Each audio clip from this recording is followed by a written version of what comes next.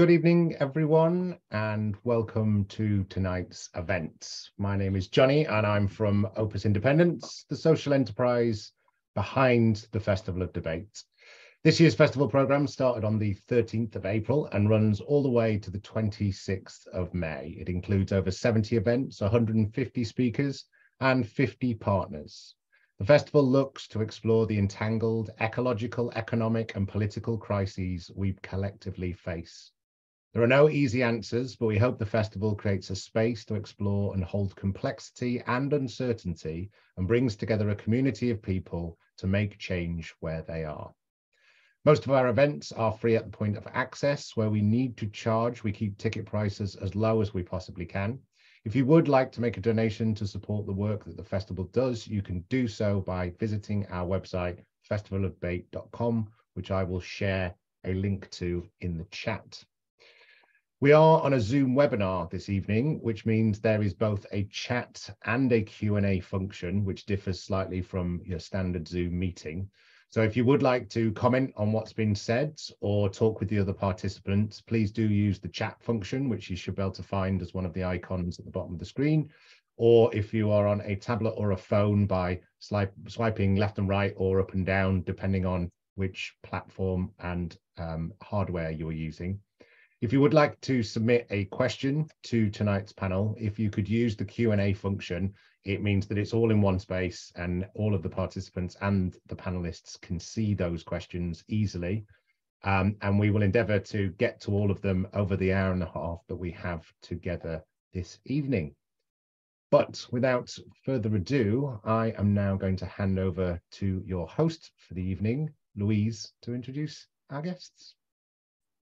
Thanks, Johnny. So, hi, my name is Louise Houghton. I'm editor-in-chief at Yorkshire Bylines, which, as many people here will know, is a citizen journalism publication.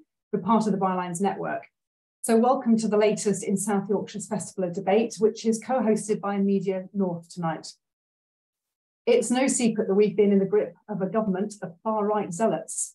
What gets less public attention, though, that does seem to be changing, and I'll give a shout out to Led by Donkeys here, is that many Conservative ministers and the policies they espouse are themselves in the grip of extreme right, excessively influential lobbyists, posing as think tanks. These think tanks have undisclosed funds and undeclared funders that allow them to wield undue influence on governments whilst acting on behalf of a small number of excessively and extremely rich individuals. The sole ambition of these shadowy institutions is to influence policy and legislation for the benefit of the financial interests they serve. As we all know, last summer we experienced the tangible and very painful result of that influence when Liz Truss and Kwasi Kwarteng unleashed Trussonomics on us, and it'll be years before we recover from the damage. But when we think tanks in this way, we're probably thinking of ones like the Institute for Economic Affairs, perhaps the TaxPayers Alliance. But what about the others? What about think tanks like Compass and the Fabian Society or the Resolution Foundation? Are all think tanks now being tarred by the Tufton Street brush? And is there a way to improve the transparency of all these organisations so that they can better contribute to our democracy? Well, tonight we're joined by two excellent speakers who have both spent time considering the impact think tanks have and are having on our democracy. They're ideally placed to answer the question as to whether these think tanks are malign or benign, or at least kick off a healthy debate tonight. So let me introduce them both. Julian Petley is an honorary and emeritus fellow professor of journalism at Brunel University, London. He is co-author of Culture Wars, the Media and the British Left, and a member of the editorial board of the British Journalism Review. And he has written on the links between think tanks and conservative supporting newspapers. And also Sam Bright, UK deputy editor of DSMOG, or DSMOG. You're going to have to explain to me how to pronounce that, Sam, later. It's an online news publication that focuses on where misinformation has eroded public understanding and political action to address critical societal challenges such as climate change. Sam was, as many people know, previously investigations editor at Byline Times, and he's written for a number of national and international media outlets, including the New York Times, the BBC, and the New Statesman, and is author of two books, Bullingdon Club Britain and Fortress London. So once more, without further ado, I'm going to hand over to our first speaker of the evening, which is Julian Petley. Julian, if you'd like to unmute yourself. There you go. Yes, there we are. Well, thanks very much, Louise, and thanks everyone for turning up. Well, as you said, Louise, think tanks have got a very bad name. in this country because of the so-called Tufton Street mafia. And I thought that what I would do for a little while is talk about the pre-history, if you like, of the kind of think tanks that we've got now, because there was nothing particularly sinister about these organizations, or there were in some cases. So I'm going to go back in time a little bit. And I think the first thing to say really is that the word think tank didn't really come into much use until the 1950s, and that was in America. And it came into being to describe certain kinds of organizations. These are bodies which carry out research on topics like social policy, political strategy, economics, cultural matters, etc., etc. And they carry out research and they publish articles and reports. And in some cases, they even sketch out draft legislation as well on these matters. But increasingly, of course, many of them came to play an advocacy role, and that's something that we'll come on to a little bit later on. And they're frequently funded by wealthy organizations, not always opaquely in the way that many modern ones are, and wealthy individuals, and sometimes they accept government grants as well. So let me just say something about organizations in the UK, which were not called think tanks, but nonetheless are the precursors of what we now think of as think tanks. And they really began in the 19th century and the early 20th centuries, when several major bodies were founded. So, for example, the Royal United Services Institute, which we still have with us, people refer to it as RUSI, the Fabian Society, that was 1884. RUSI was, I think, 1831. The Royal Institute of International Affairs, that was 1926, which is now generally known as Chatham House. It was Political and Economic Planning, 1931. The National Institute of Economic and Social Research, 38. Now, these were very much not the kinds of bodies that we're worried about now. These were good, in many ways, liberal, social, democratic bodies dedicated to proper research. And much the same was true in America, really, that the oldest American think tank, again, it didn't call itself a think tank then, was the Carnegie Endowment for International Peace. And this was founded in 1910 by the philanthropist Andrew Carnegie, who charged trustees to use the fund, quote, to hasten the abolition of international war, the foulest blot upon our civilization, unquote. And the Brookings Institution was founded shortly thereafter in 1916 by Robert S. Brookings.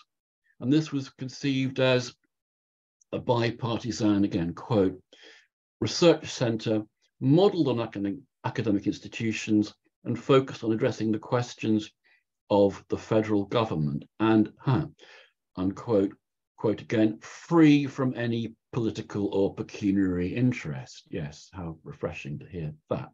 So during the Cold War, an increasing number of American and other Western think tanks were established, which often guided and advised government Cold War policies. Now, one of the first think tanks to be known as such, to be known as a think tank, was the Rand Corporation in the States, which was originally set up in 1948 by the Douglas Aircraft Company to offer research and analysis to the US military. Rand stands for R, research, A, and development comes after that. So that's how it got its name. But from the 1960s onwards, particularly in the States, a little bit less so in this country, the term came to be used to describe a wide range of research groups of one kind or another. And most of these, I say, to begin with at least, were based in the States. And three broad categories, I think, can be identified here. One was known as, colloquially at least, as universities without students. Again, you could mention the Brookings Institution as an example of that. Contract research organizations, the Rand Corporation, again, would be a good example of that because research was contracted out to it. largely by the US military. And then thirdly, and I think most importantly for our purposes here, the so-called advocacy tanks. Now, in the States, these were, and I'm sure many of you will have heard of these, the Heritage Foundation, the American Enterprise Institute, and the Cato Institute. There were many others, but those were the three main ones. This is the most recent of those three groupings or categories, and it has grown rapidly since the 1970s. There's a very good book, if you're interested in what happened in the States, by Jane Mayer. It's called Dark Money. And she says that this type of think tank, quote, was more engaged in selling predetermined ideology to politicians and the public than undertaking scholarly research, unquote. After the fall of communism, there was a massive proliferation of think tanks around the world. It was partly a mixture of fall of communism, the lessening of influence by Russia and China around the world, globalization, and all of that. And it's an interesting statistic is that 2/3 of all of the think tanks that exist today were established after 1970, and more than half were established since 1980. And I think there's been a big effort here on the part of Western countries to kind of export the think tank model to Africa, to Eastern Europe, Central Asia, parts of Southeast Asia, where there was a concerted effort, I think, to echo the kind of bodies that had been created in the US. Now, in Britain, the first think tank to be known as a think tank was something called the Central Policy Review Staff, which was established in 1970 in the Cabinet Office by the Conservative Prime Minister Edward Heath. And Mrs. Thatcher abolished that, by the way, in 83 for reasons which will become clear later. So as a consequence, for quite some time in the UK, the term think tank tended to be synonymous with a policy and planning and research unit within central government rather than outside central government. But then things began to change. And then things began to change, I think, very much along the American lines with the advocacy tanks. So during the 1980s, the word think tank, words think tank, increasingly came to refer to ideologically driven free market bodies which provided a kind of private university for Thatcher as she attempted to shift political, economic and social policy in a radically new direction. And when I was thinking about this talk, I went back to quite a premonitory article, I think, by Jerry Hassan in Open Democracy. I mean, the concern about these think tanks is relatively new because of the way in which they have developed, particularly under a Tory government. But Jerry Hassan said this in 2008, I mean, and I'll just quote it to you because I think it actually is premonitory, and it also sums things up very well.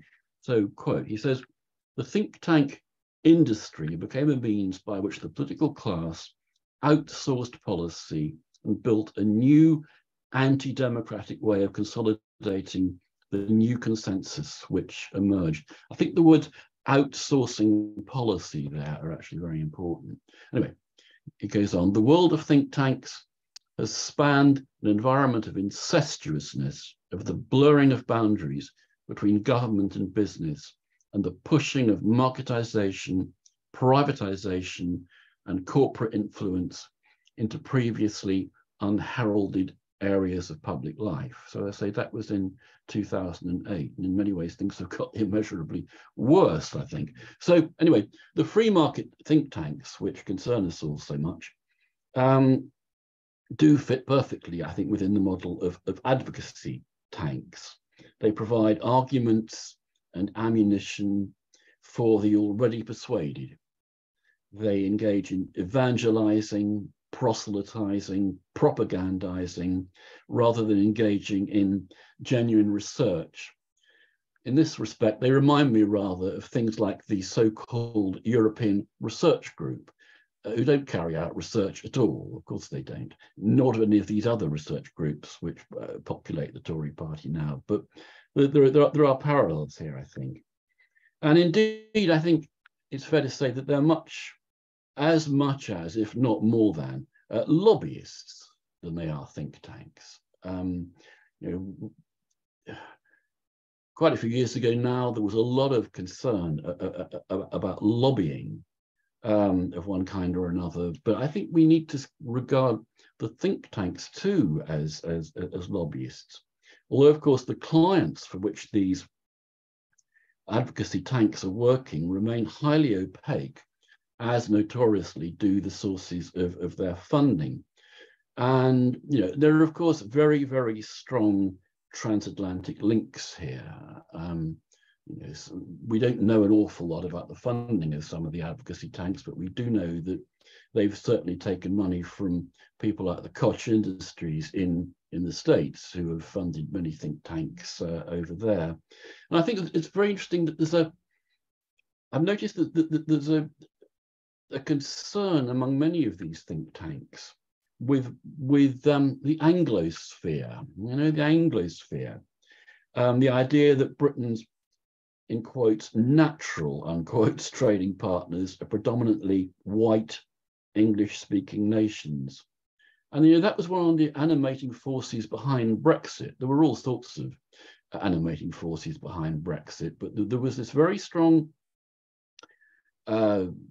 Anglosphere idea or Atlanticist idea that our natural allies were not in Europe, they were America, or in the case of the Anglosphere, they were the white English-speaking nations.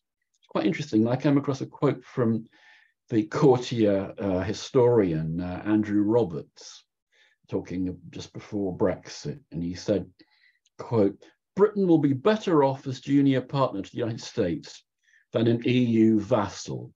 So going to be a US vassal, not an EU vassal, but that was all right.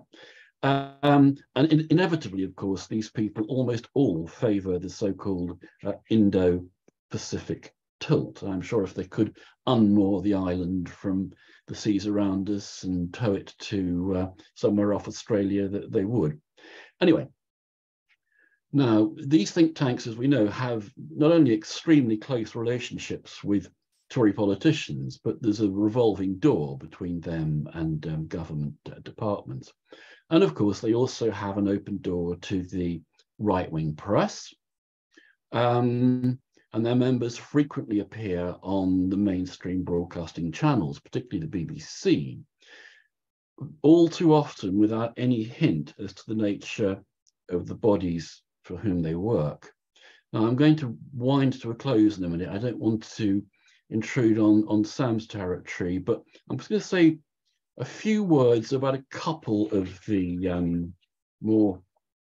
most, in my view, egregious of these advocacy tanks. Now, the first is the Institute for Economic Affairs. Now, I've written about this in the journal Journalism, and I think we've got a link established to the piece I've written. It's an open source piece and open access piece rather, and it explores in particular the relationship between the IEA and the right-wing press. I think it's quite a useful piece. Now, the IEA was the main conduit for the ideas of Friedrich Hayek and Milton Friedman, and their libertarian so-called free market ideas were given a very, very regular home, an uncritical endorsement in two papers in particular, the Telegraph and the Times.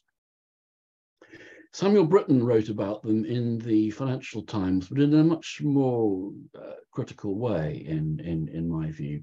And of course, what's interesting is that when the Times was in full flow with pushing out the ideas of the IEA.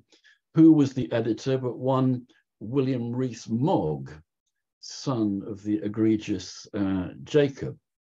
It also produced a vast amount of argument for the deregulation of broadcasting, and in particular the abolition of the BBC.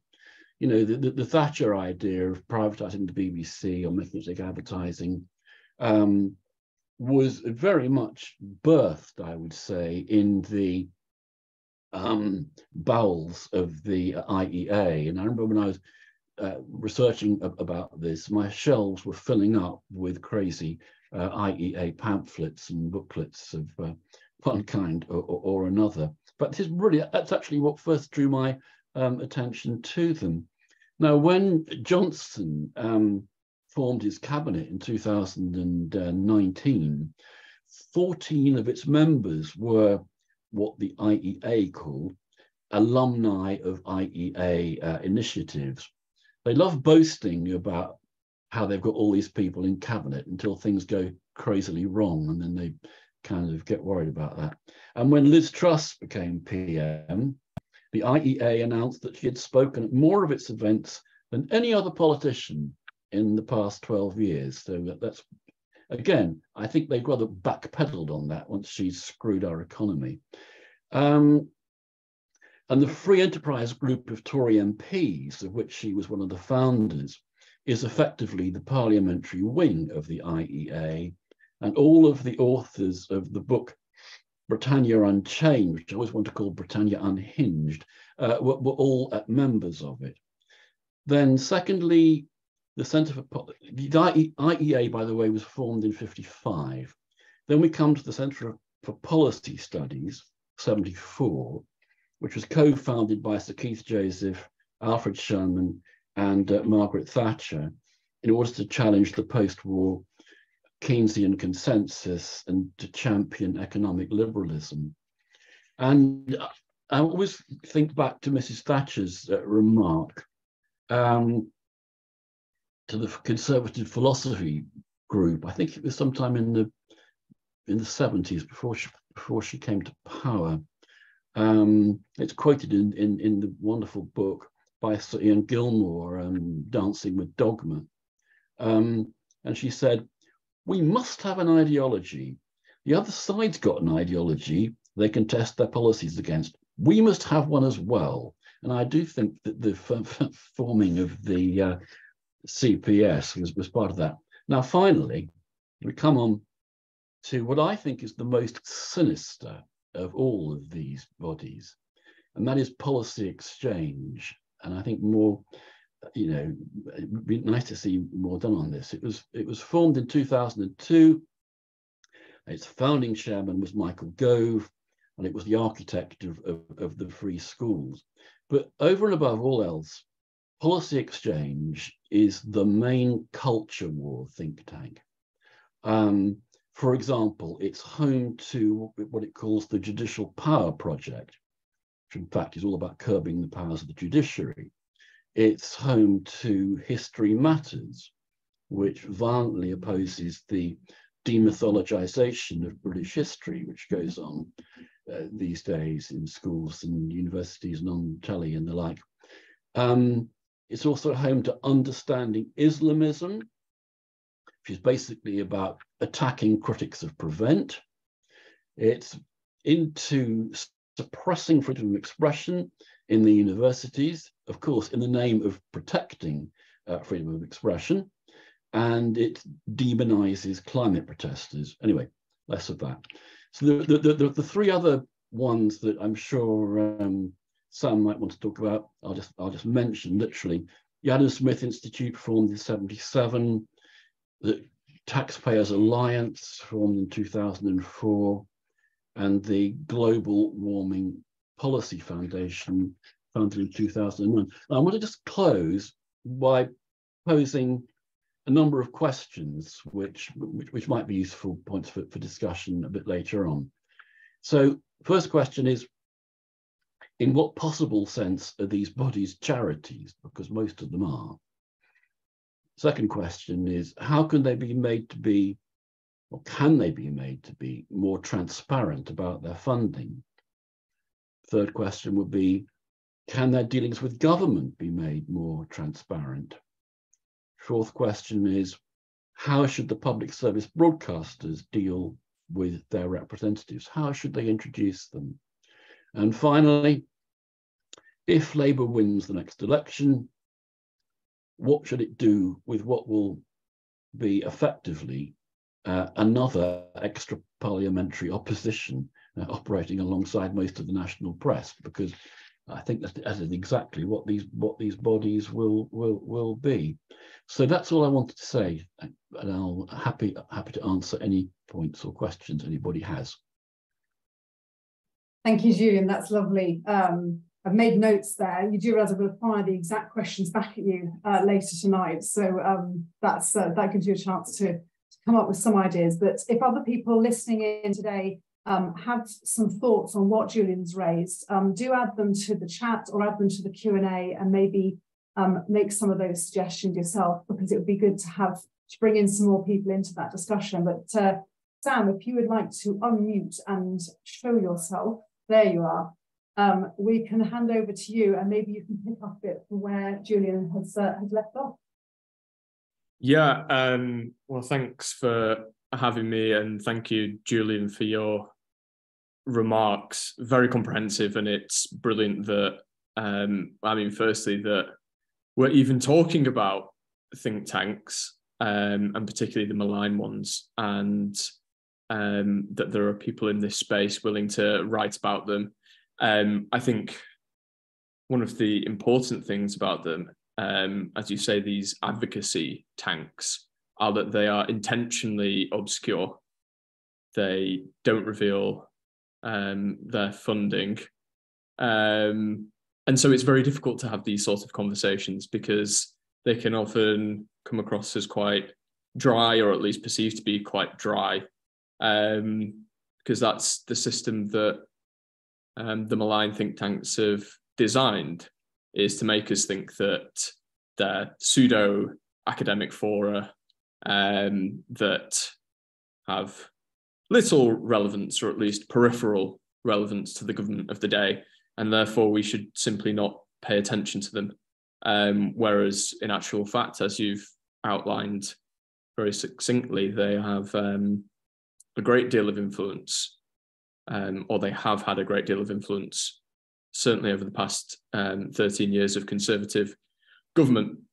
One thing that I'll have to warn participants about is that I am in a back room at Ruskin College in Oxford, and apparently the sensor in the corner doesn't detect people sitting down, which seems to be a bit of a flaw for a classroom.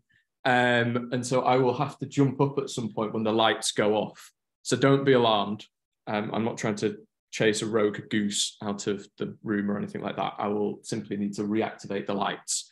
But I shall hopefully carry on where I left off. As Julian's noted, there's a particularly modern thread to a lot of these think tanks that I think has allowed us to talk about them in ways that is more accessible. And that's through the prism of Tufton Street. Now, Tufton Street is sort of like Fleet Street, for those of you who can conceptualize that in a bit more detail.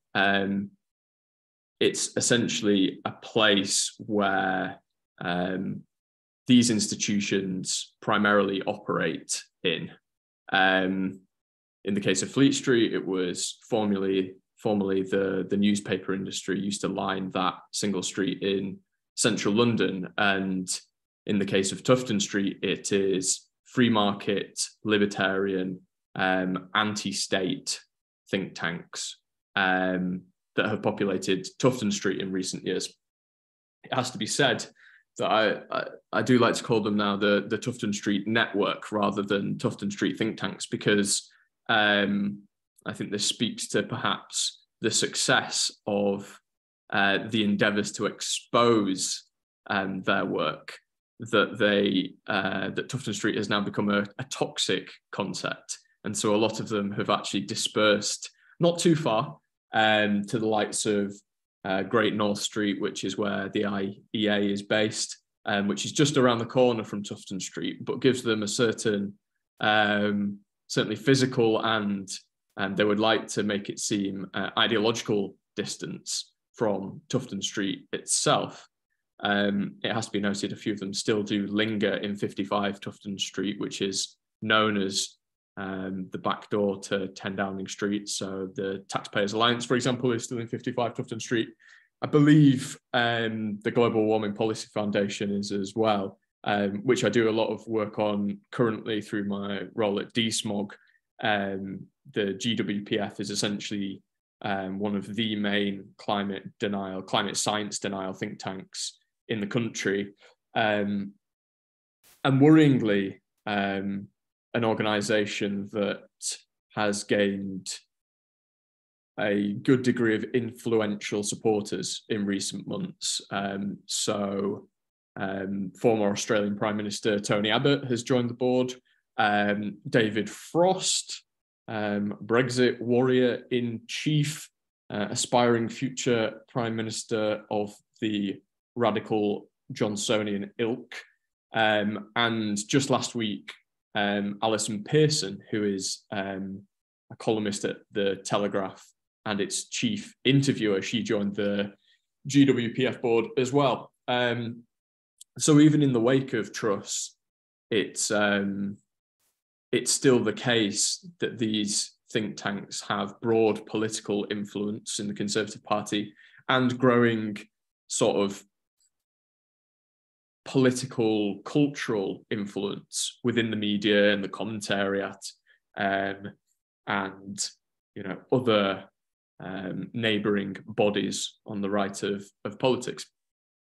I think it's worth mentioning as well, picking up on what Julian said about policy exchange, is that there are a range of think tanks that aren't associated with Tufton Street, that don't share perhaps quite so distinct an ideological stance around the free market, but that are doing and pumping out damaging research, and that do have a great deal of influence on this current government. So policy exchange probably has a high point of influence under Rishi Sunak's government, not least because he used to work for policy exchange and authored reports for them, etc. So we talk in quite vivid terms about Liz Truss and the influence that think tanks had on her administration, but I think that we mustn't forget that this is really an embedded system of power and influence within the Conservative Party that stretches right to the top of Sunak's government, indeed to the Prime Minister himself.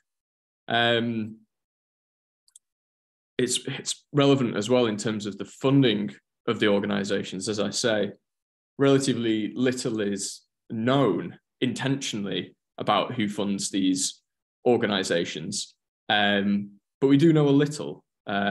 So there's been brilliant work done. Notable mentions must go to Peter Geoghegan at Open Democracy, and in fact, Open Democracy as a whole, for really getting into the weeds of who funds these organisations. And Unearthed as well actually did a brilliant investigation a few years ago showing that, or in fact getting the IEA to admit itself, so relatively little investigative journalism was needed on this front, that BP had funded the organisation for a number of years, as in not wholly funded the organisation, but had donated money over a considerable period of time. Julian mentions as well that policy exchange has been on the front line of the culture war. And of course, we all know that net zero and the fight to save our planet is very much one of the primary concerns of culture warriors on the right, not in terms of actually healing our planet. There we go. Sorry, I'm going to have to wave my arms around. Oh, enjoy my antics. should come back on now. Not in terms of preventing environmental destruction, but to try and sow doubt as to whether net zero is a policy that should be pursued. And Policy Exchange authored a report, I believe it was a year or two ago, calling Extinction Rebellion extremists and sowing the seeds to the current legislation that caused the arrests at the weekend and have caused the arrests of climate protesters in recent weeks and months that has been initiated by the government.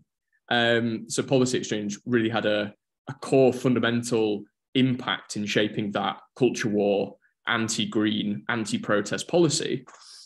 Now it turns out, and this may be an entire coincidence, and Policy Exchange will neither confirm nor deny, but whether it is a coincidence, but it has been proven that ExxonMobil, the fossil fuel giant, donated to Policy Exchange prior to that report coming out.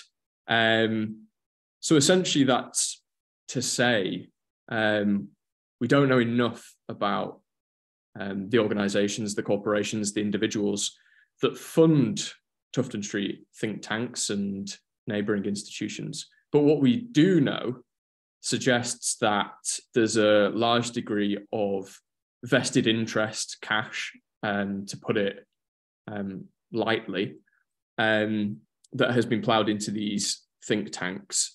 From big corporations, those who are opposed to changing the economic status quo.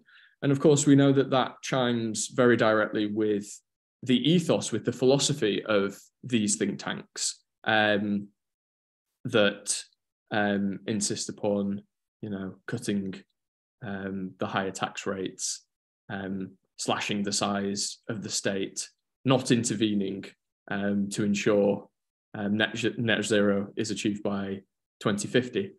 I'd encourage those listening to look at the remarks of Shamir Sani as well, who worked for Vote Leave, which itself was based in Tufton Street for a period of time. And he talks about the coordination that goes on between these various groups, that they meet regularly to agree particular approaches to policy and strategies for how to deal with the media.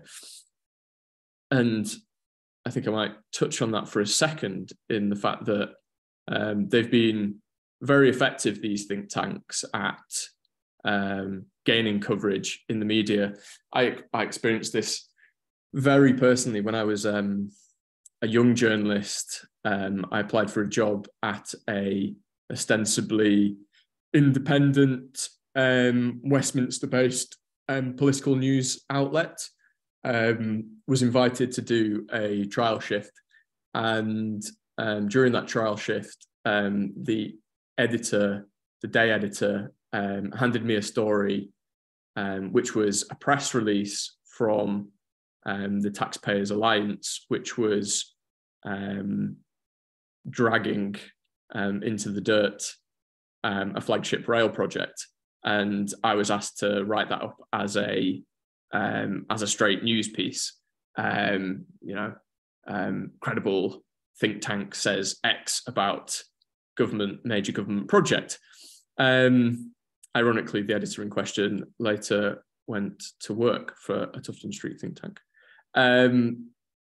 So these organisations have tentacles deep in media organisations. They've been very effective. They are very good at releasing lines that are punchy, that appeal to certain populist instincts in the media. Of course, they have certain ideological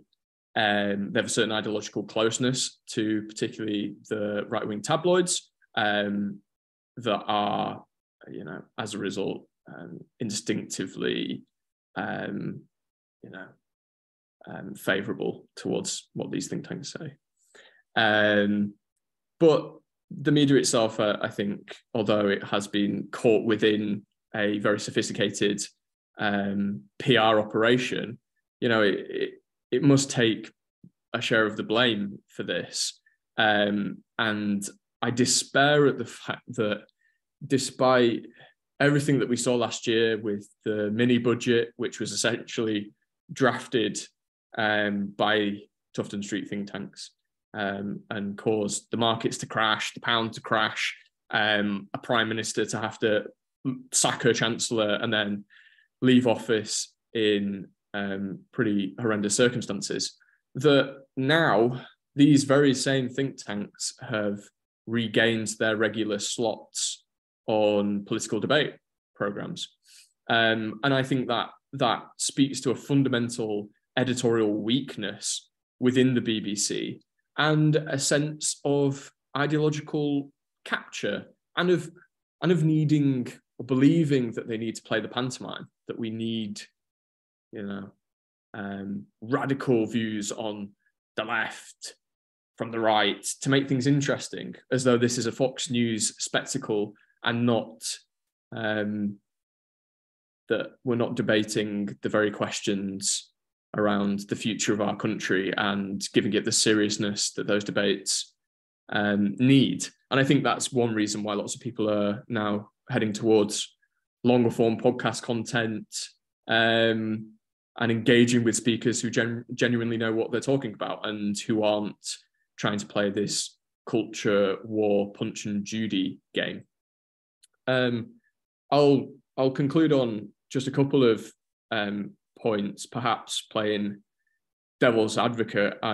As I said, I'm here at Ruskin today because I've been participating in an event about levelling up and the Green New Deal, the Green Industrial Revolution, whatever you want to label it as. You know, talking to you know, shadow cabinet ministers and academics and think tanks about what the future holds for the levelling up agenda. And, you know, I've sat on the panel with a number of think tanks, notably IPPR North, that have done fantastic work on the progressive end of the spectrum to try and substantiate what Labour's levelling up mission may involve. And I think insofar as we should certainly try to hold the Tufton Street think tanks to account when a change of government happens and try and ensure more accountability, we must guard against hamstringing very good, worthwhile efforts from progressive think tanks that are doing a public service in bridging the lack of public policy expertise that currently exists in Westminster. And I think we've seen that patently over the past few years, the fact that there's a deficit of real substantial knowledge of public service reform and vision in terms of certainly industrial strategy, but also you could say net zero, health. You know, you go across the Whitehall remit and there's not enough big thinking.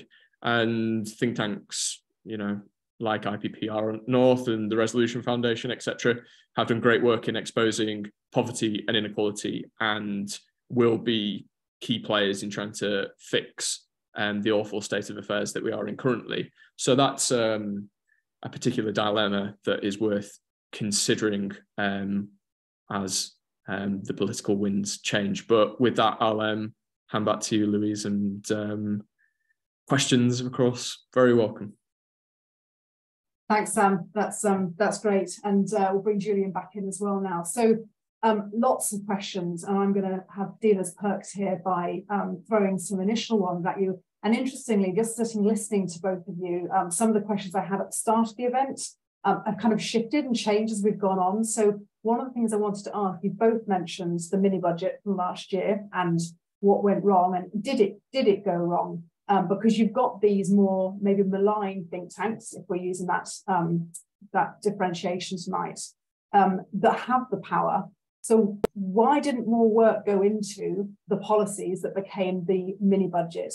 If they had that, they had the people at the centre of power. So how did it go spectacularly wrong? So spectacularly wrong. But then I kind of developed my thinking on that. Did it go wrong? Because you're saying that actually it really hasn't damaged their reputation that much. They're still back on the panel shows. They're still there. Did they simply shift the Overton window? So it's a two-part question. Why weren't they better prepared for actually influencing government when the time came? And how did it go so spectacularly wrong? Julian, I think Sam's got to do his little dance, which I feel we should both do. Yes, yeah. You go for that. I'll try and answer that first question.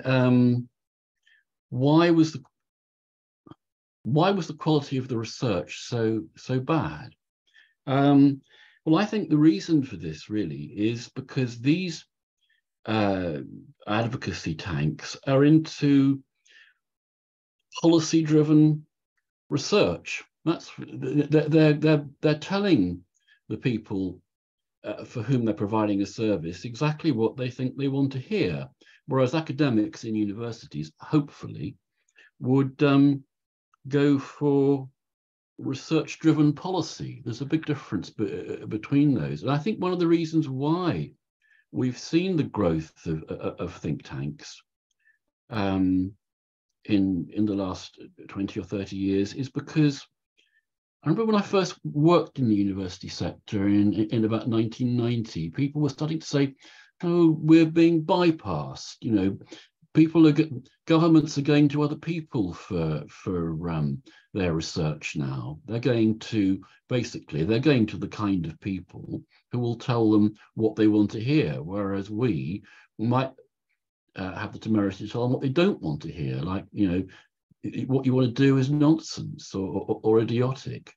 So I think it's a kind of, you know, the government is the customer, and the think tank is going to serve up to the customer what I think the customer wants. That would be my feeling about it. Sam, what do you think? Do you think it did go spectacularly wrong, or was it just a big part of the culture war to shift us further in one direction? Yeah, it's interesting. I mean, I think in terms of why it went wrong, just generally economically, I think that was down to the fact that Truss sacked the permanent secretary of the Treasury just before coming out with the policies. So one of the few experts who would have been able to tell her that the markets, well, actually, no, there were plenty of experts, but one of the few experts in the room who would have been able to tell her that the markets would have malfunctioned after seeing her policies was binned. In terms of was it successful for those think tanks? I mean, in our current era of sort of populist PR hysteria, all press is good press. And the fact is that these Tufton Street think tanks have never been mentioned so much in their existence. And it sort of normalized the idea that they are a permanent feature of conservative politics. That has of course been accompanied by greater scrutiny on the part of, you know, those here and other, you know, other great examples, open democracy, as I mentioned. But, you know, the question is, has it tainted their reputation? Do we see that in the media? And the answer is no, it certainly should have done. But the system is now so deeply embedded, and I think there's actually a lack of insider Westminster knowledge within the broadcasters to know that these groups are malign. So effectively, I think that plenty of people, if we're getting to the nitty-gritty of it, plenty of people, the producers at the BBC who are making the bookings, who are putting the IEA on screen, simply don't have enough foregrounding in terms of the things that Julian is talking about, and in terms of the recent history of the influence and the opacity of these think tanks, to be able to make an informed decision and to tell editors, I'm sorry, but I don't think we should be putting these think tanks on air. There's sort of the assumed mode of journalism, which stems, I think, from the tabloids and just percolates down to the BBC and other broadcasters, is shock jock. It's very much Fox News orientated. It's trying to get a headline. It's trying to cause an argument rather than reach a consensus. And fundamentally, the policy debate that we had around the mini budget is irrelevant in that conversation, because it's about entertainment. It's not about substance. And that's a fundamental problem with the way in which, particularly the BBC, booking system happens. But yeah, like I say, a lack of ideological knowledge as well to be able to inform those decisions.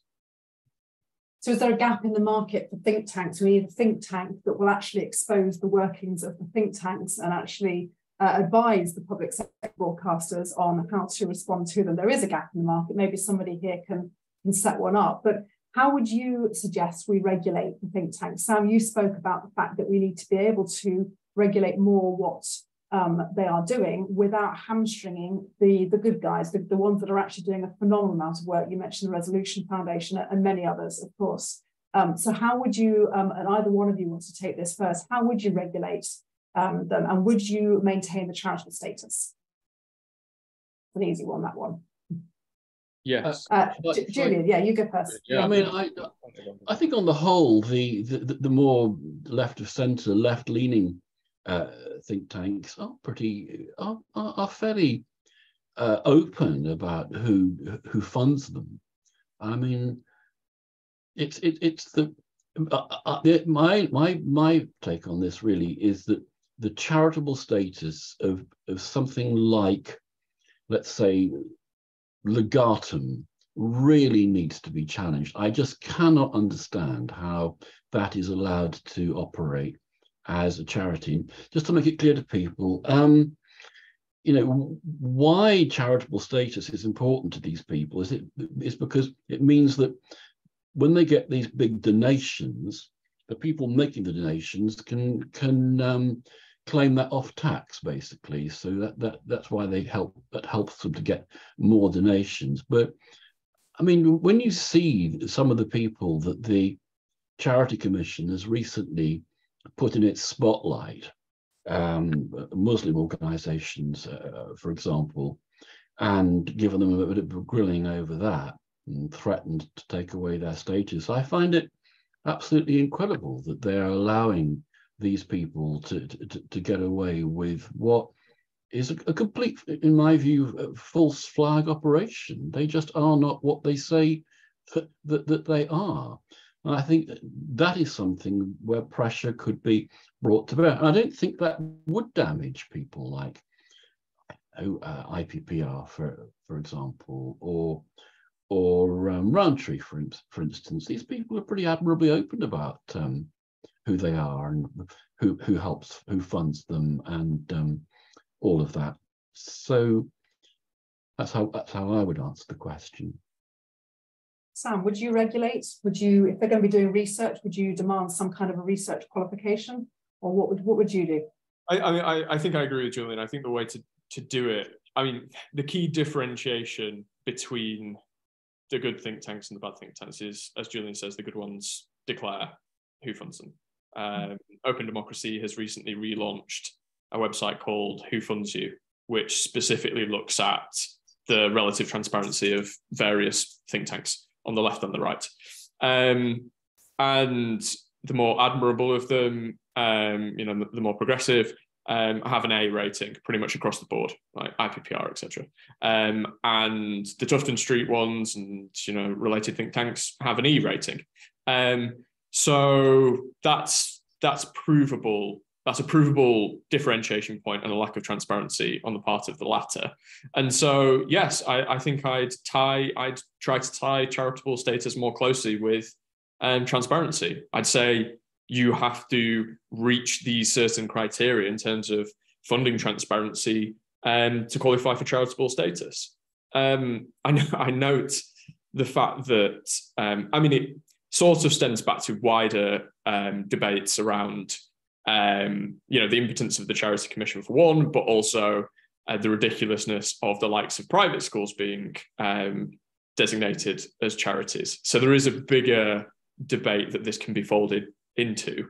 What do we assign as charities? I note the fact that the IEA particularly claims charitable status on the grounds that it hosts, and I think other Tufton Street think tanks are similar, that it hosts sort of seminars for A-level students and teach them about free market economics. And now what public service is that providing exactly?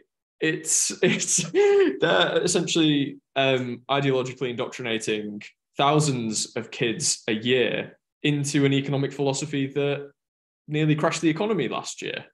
And I mean, I don't know how you police that, how you say, well, these views are not valid for you to, you know, teach the kids. But I think it's something that isn't discussed, the way in which these organizations try to get around, or, you know, to try and prove their case to the Charity Commission, and actually doing far more harm in their charity work than good. Gonna have to do my dance again. You are gonna have to do your dance again. You actually said before we started the evening that you were in a meeting room tonight with think tanks. We can still see you, Sam, if that helps. No, not that mean. I mean, with the light.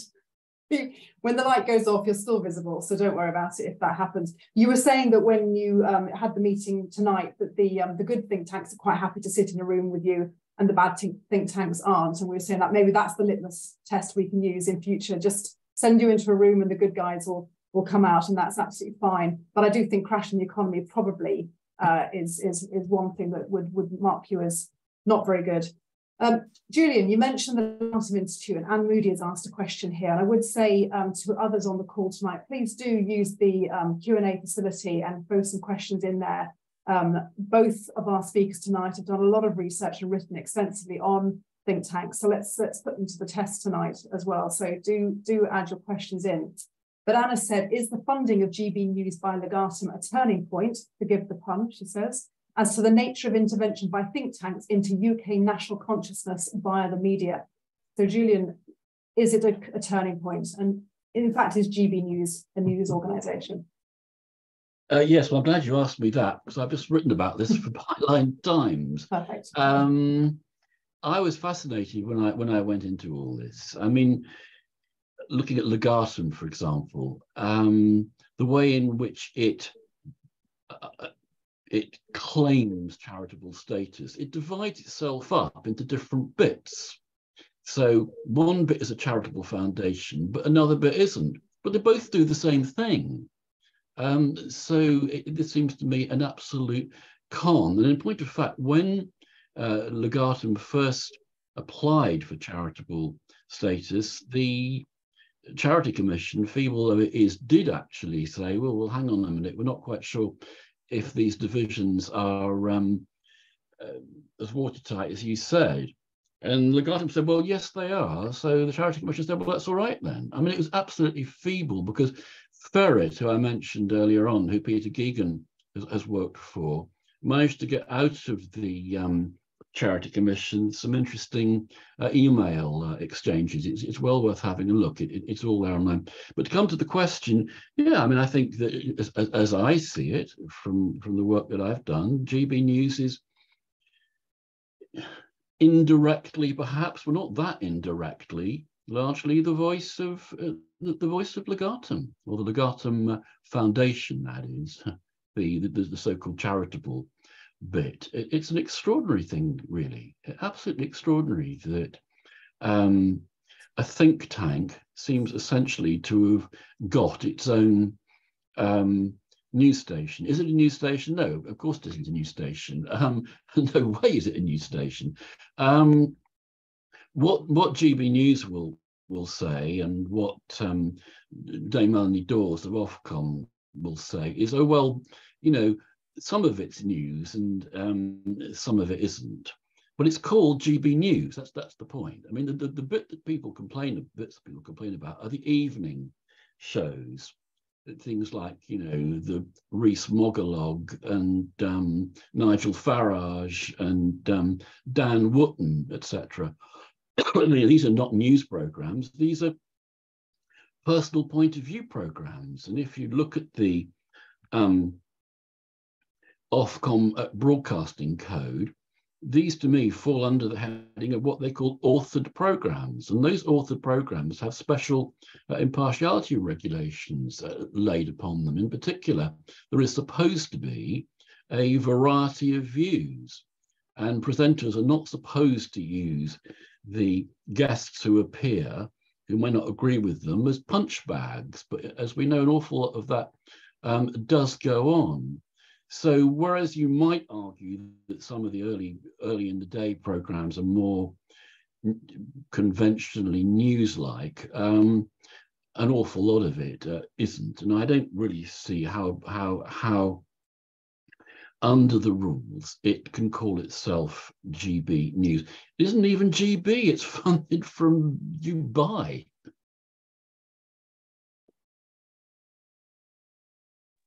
Sam. Yeah, I mean, I flip it around slightly. I point out the fact that Legatum, in terms of its core operation, is an investment fund based in Dubai. So it's difficult to find a tremendous amount about Legatum's investments, but suffice to say, it's in the business of making rich people even richer. That's essentially what investment funds do. And so that's the core enterprise of the group. It has then set up a think tank to try and influence policy in that direction. As Julian mentions, it's based out in Dubai. So it's got particular skin in the game, shall we say, with regards to global Britain and the expansion of our economic horizons, or lack thereof, outside of the EU.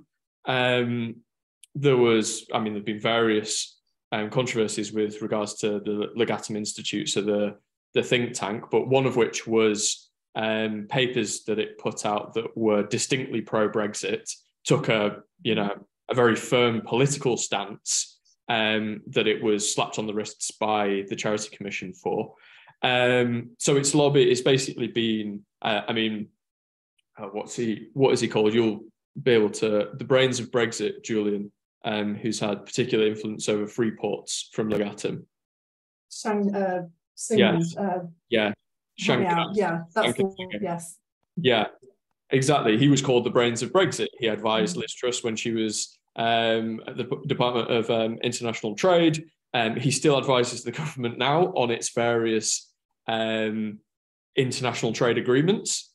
So it's Legatum, in terms of the investment fund, has basically, it seems, picked various ways in which to have public influence, one of which is the think tank, and now it's GB News.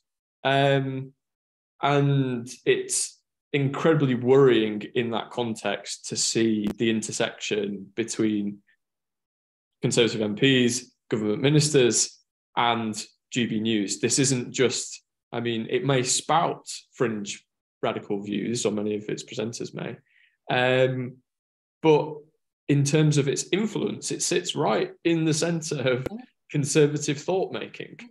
And so I guess it is a turning point of in one way, but I don't think it has really exposed the malign influence of these groups. It is just another tentacle that they've added to their sort of armory that is going uncovered. It's only through really like DSMOG, Byline, Open Democracy, these independent outlets that this is getting talked about still to this day. There's sort of been a closing of ranks even within the lobby, within Westminster, in terms of exposing what's going on, and that's pretty shocking.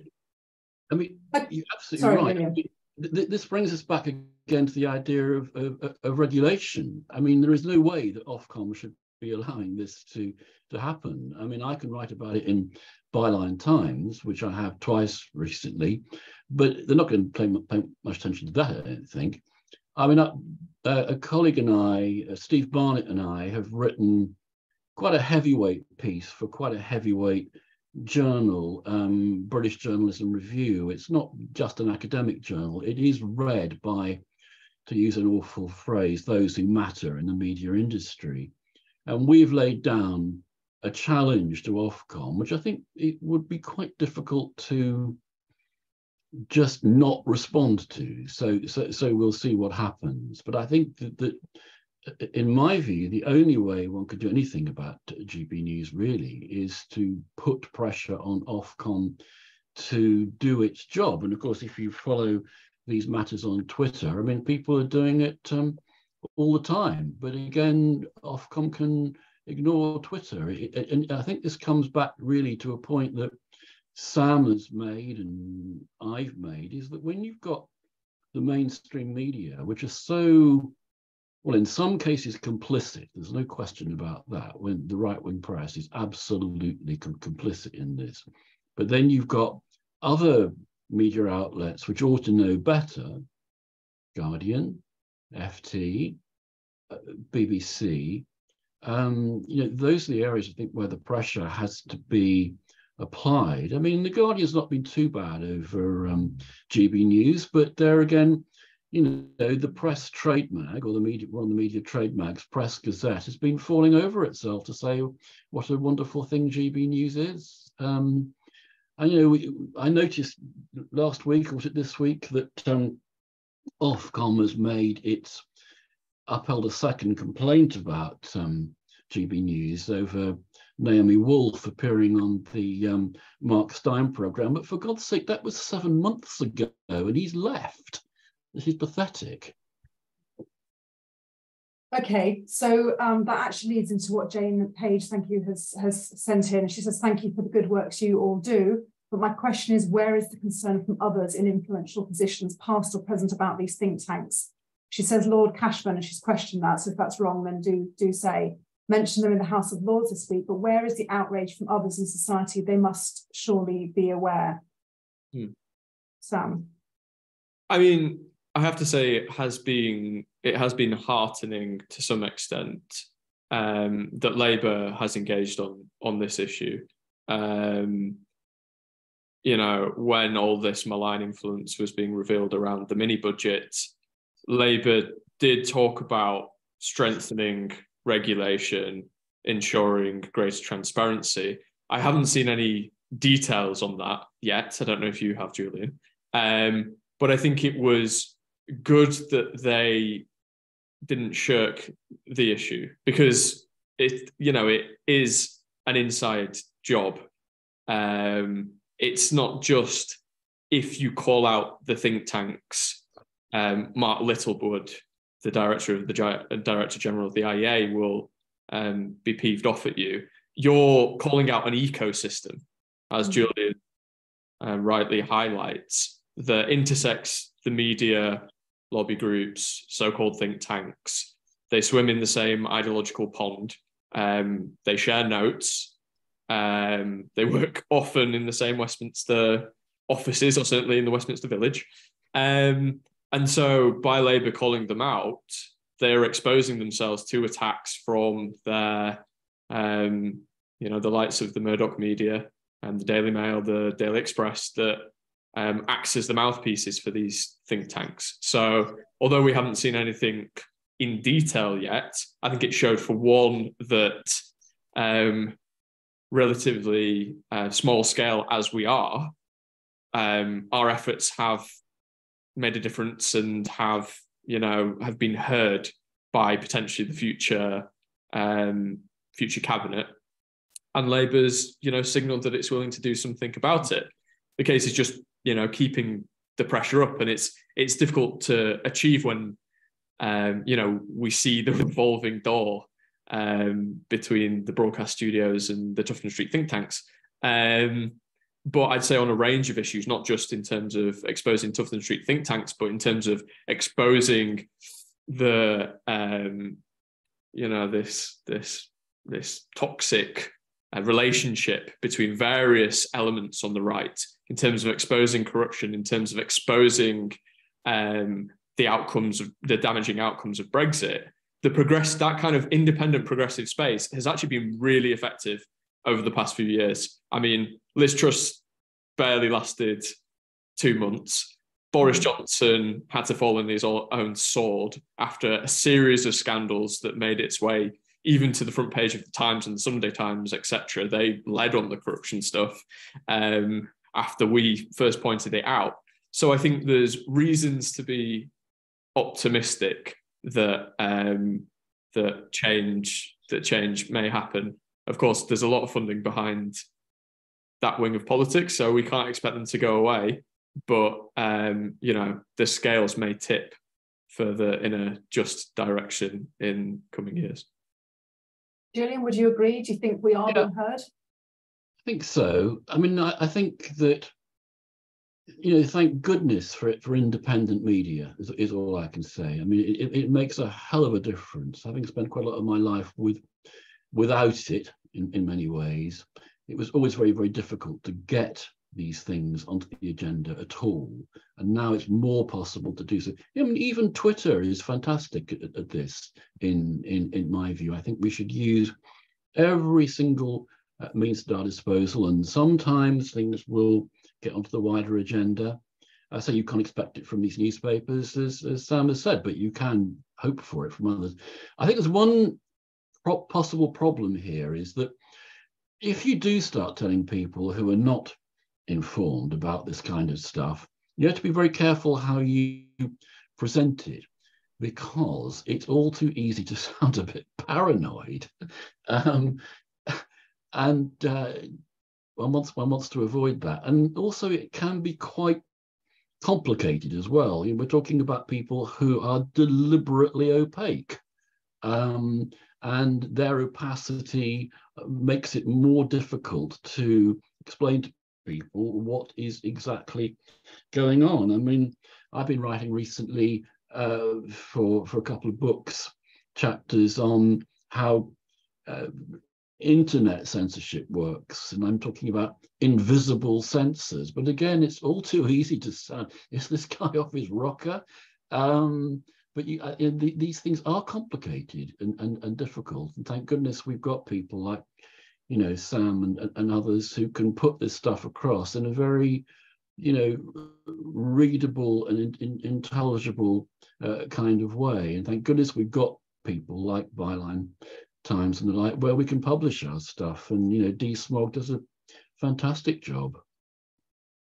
Absolutely, and I'm going to put a plug in there for the Bylines network as well, because I know we have got writers from across the network who have written extensively on this and many subjects, which leads me nicely to mention Freeports, because we were talking about Freeports at the very beginning before we started this webinar, which very much flow from think tank philosophies there.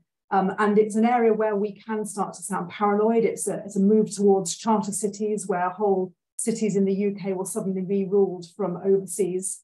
Are we paranoid? How much is happening? And back to Jane's original question of why aren't we doing more? Why don't we care more? Why don't we explain this more to people? So again, one of my many pronged questions there. Field it as you wish. Sam, what do you know about Freeports? Yeah, I mean, the thing with Freeports is that they are kind of providing, I mean, they're in the initial stage of development. So we're kind of seeing what is happening with them. What has happened, as has been identified up in the Northeast, is very worrying. I think this comes down to two things. Obviously, the ideological persuasion of successive governments to, one, seek to offload state services to the private sector, and then simply to slash the size of the state. And also that embedded in a local context. So obviously these Freeports are run, locally, regionally. And that's a space in which there's far less public policy scrutiny, which is why we're seeing a lot of the problems. Obviously, people have identified the fact that Private Eye has done stellar work on the Northeast Freeport, which is great, and certain local outlets have done fine. Obviously, the Bylines network has been up there with the best coverage. But due to the underfunding and the scarcity of good local journalism in this country now, through actually many of the market forces that the Conservative Party has helped to create over recent years, it's run more as a private equity business, local news, than it is a community asset. I don't need to explain that to you, Louise. You'll be more than aware of that. But as a result, those policies, those quite radical ideas that have been put forward through free ports and implemented locally simply aren't being scrutinised in a way that we did the likes of the PPE scandal and various other misdemeanours happening at Chequers and involving Boris Johnson and his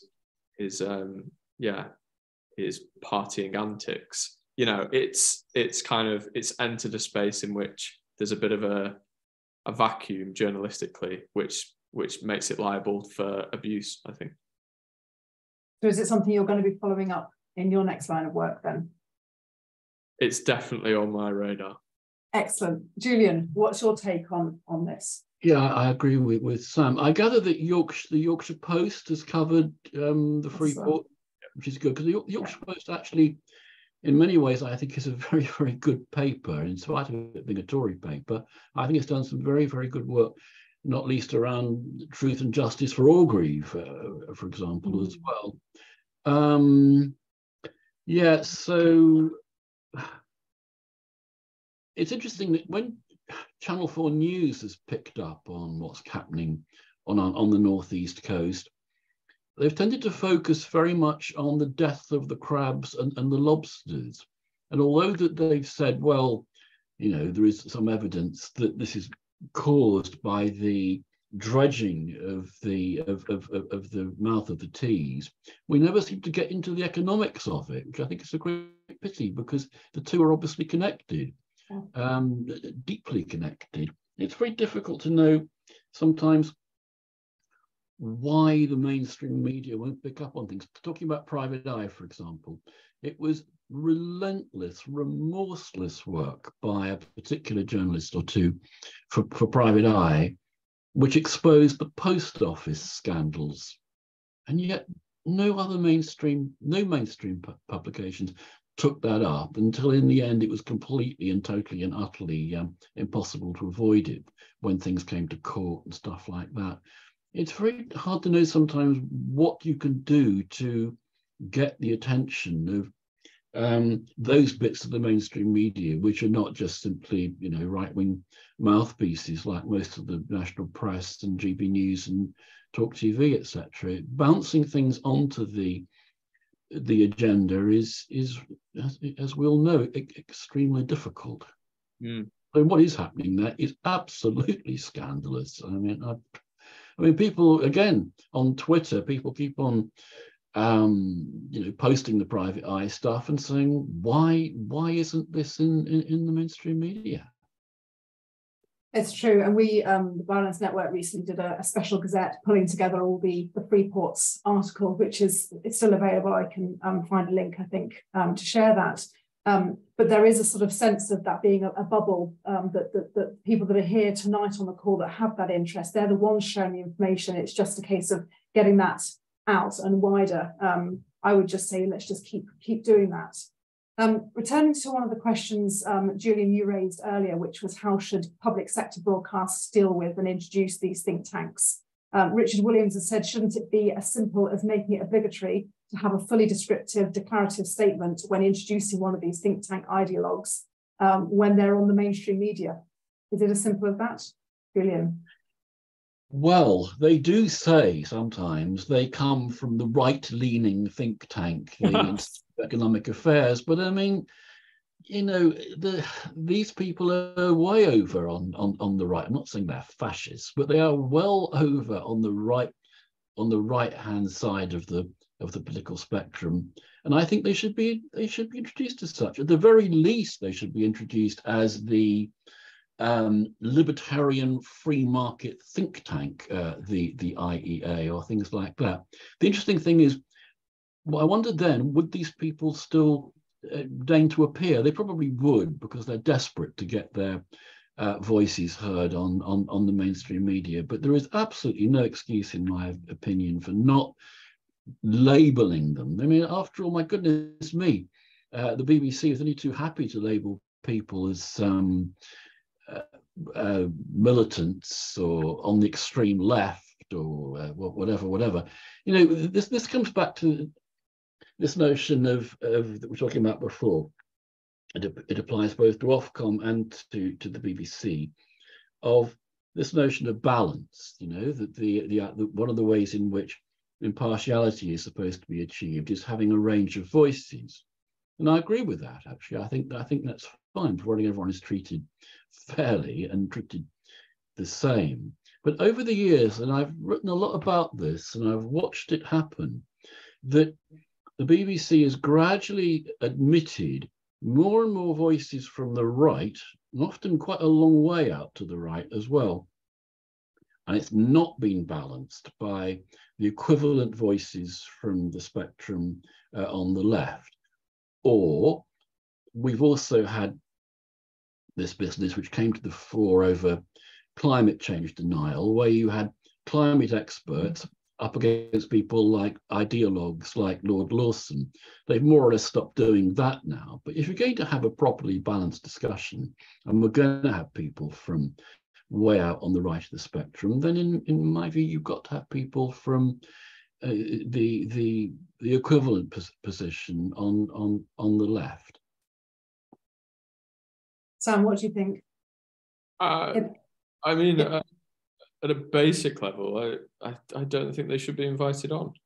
You wouldn't make a declarative statement. You would just not have them on. I just not have them on. If I mean, I used to work at the BBC, so I know how the booking system works. I wouldn't. Until they declare their funding, at very least. Obviously, I don't want to just arbitrarily censor them. I think there's a case to be made that they shouldn't be invited on because they advocate for a fringe view that is not shared actually very widely in the British population. So, I mean, I'd put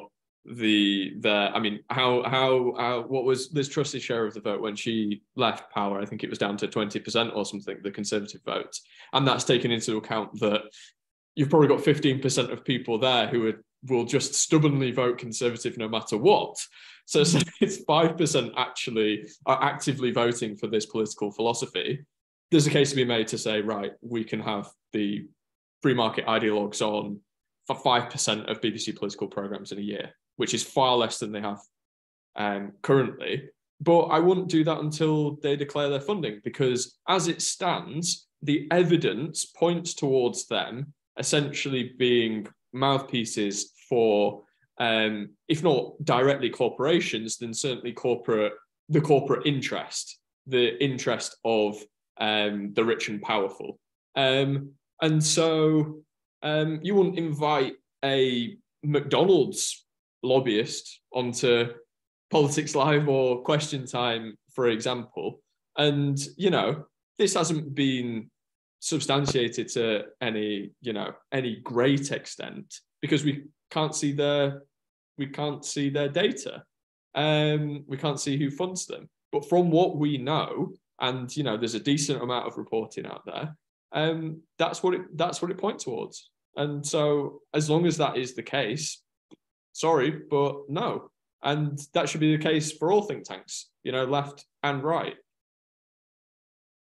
Okay, so it kind of links then in terms of the funding to the influence of the US right wing, the libertarian right there, and how much of that is influencing. So when we have this declaration of funding, and it's very clear that this money is coming from the big oil giants or the big other corporations, would you then simply ban that? Would you say, no, we're not allowed to have these think tanks influencing our national discourse? I'd certainly be skeptical about it. I mean, I know that, for example, there are various progressive think tanks that take money from big banks, you know, and there's a debate to be had, particularly in the climate space, you know, big banks fuel fossil fuel projects. You know, nothing's entirely pure. And that's not what I'm asking for. I'm not asking for everybody to be whiter than white. It's, you know, on the balance of their funders, are they taking a position that aligns with the vested interest that funds them? Okay. To what extent are they funded by vested interests? And is their philosophy widely held? And as Julian says, is it balanced in the rest of the BBC's output, and is it labelled accurately? Those are kind of like the editorial things that need to be weighed up. And currently, we've got a case where we're platforming regularly people who don't declare their funding, who espouse an ideology that's not very popular whatsoever, and the indication is that they advocate, either consciously or not, interests that align with those who we know fund them. And so they've failed on each of those criteria. And until at least they pass some of them, like, they shouldn't be given. I mean, this is the BBC as well. This is the national broadcaster. It's not, you know, some marginal outlet. We're talking about getting their views in front of millions of eyeballs whenever they're broadcast. And so there's got to be a high bar for that. Julian, would you add anything to that? Do you agree? No, I do agree. I mean, just to another example though, look at Nigel Farage. How many times was he on Question Time? He didn't even have one parliamentary person. How many times was Caroline Lucas on, who had a seat in Parliament? This is what I find incomprehensible, really, about the way in which the BBC operates, its notion of impartiality. And I do think, by the way, that one of, you know, Sam is absolutely right. A lot of this is to do with inexperience. There's no question about that. The BBC has got rid of so many experienced staff. It's tragic to see so many good people who've left. But one of the things the BBC seems to completely fail to understand is how much under the sway of the agenda of the right-wing press it's under. If stories appear in all of the right-wing newspapers, it'll be very, very difficult not to have them, it seems, on the BBC news agenda, be it television or radio. And then they compound the problems by constantly reading out the front pages of the Mail and the Express and the Sun and the Telegraph. I mean, this to me is, again, I find it very, very hard to understand. Do they not understand these newspapers are highly, highly political and ideological? I've posed this kind of question to them from time to time, but of course you never get any sensible answers. You can talk to individual journalists there and they'll tell you quite a few things, but you know, having written about impartiality for I think at least 30 years now, it's very depressing when you make all these points and you hope you might be able to engage in some kind of way in a sensible debate, and they just won't do it. And yet, when the BBC is attacked by right-wing media, then they quail and respond and oh dear, and isn't this terrible, and I'm sorry, and blah blah. It's extraordinary. Indeed. You're going to have to leave that as an open question because we've run out of time tonight. And it just remains for me to say thank you. It's been a fascinating discussion and opened up a lot of questions. I would want to venture that the BBC is fully aware and they do know exactly what they're doing there. But as to what's the answer, all I would say is those of us involved in journalism, citizen journalism, independent journalism, and those reading and sharing, just please continue to do this and get the word out there, because it's that trickle effect and eventually we will make a difference. So thank you to Sam, thank you to Julian, and to everyone that's contributed tonight, and goodbye. Thank you, Louise. Yeah, thank you so much to our Sorry, speakers. Johnny, And yeah. of course, thank you to Louise for hosting so brilliantly tonight. The festival is continuing until the 26th of May. So there are still a few events that you can join both in person and online. And as mentioned at the start, if you are in a position to be able to make a donation to help the festival continue, please do so at thefestivalofdebate.com. But otherwise, we will hopefully see you again soon, and we'll wish you good night. Thank you so much. Thanks, Johnny.